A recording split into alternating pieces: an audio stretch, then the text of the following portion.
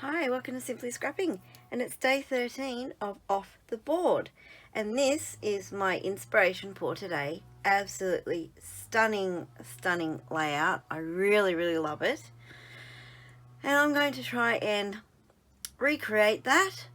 Not quite the same, but as close to it as I can. So what I'm using is the Juniper and Sage collection from Uniquely Creative, and that's just one of their background papers, and I have to sacrifice this gorgeousness on this side, but I want the little check on this side. I'm backing the whole thing on a piece of, I think that's Mossy Meadow cardstock, 12 by 12. I have got my embellishment clusters already sort of sorted. The heading I'm using is I Choose You. That's going to be in the bottom left corner, and that is from these laser cut headings they have that came in the collection, and I don't think they have a name. Juniper and Sage laser cut, that's all they're called. And I just coloured that with a dark old olive Stamp & Blend alcohol marker. And what else was I going to say? What else? Here you go. I'm going to use some ribbon. This came in the pack as well, and the paper is cut at a diagonal. So I'm going to put the ribbon along that diagonal, I think. A lot of it will probably be covered with embellishments, so I don't know how smart that's going to be. But if I can tuck the embellishments under the paper, that will probably work better. And then these were in the pack as well. Silver bling, that's what they're called. So silver rhinestones. Alright, so let's get this page started.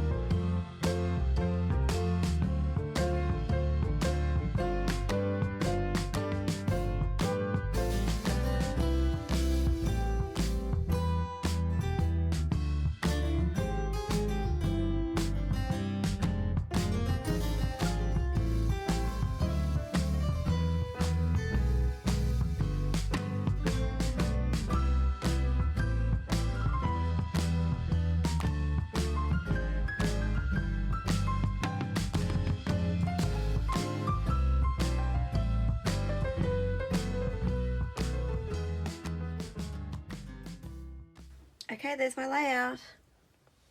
I started with this cluster down here first because I wasn't sure where I wanted the photo. I didn't know if I wanted the photo down over this more or up a little bit higher. So I started with that and then put the clusters under, tuck them under the paper here, and that helped me work out where I wanted to put the photo. So I really love this. But I moved, at one stage I thought I had everything on there, and then I moved the packet of rhinestones and went, oh look, there's another flower and some leaves. So I had to find somewhere to put them, and then it took me ages to work out where I wanted to put them.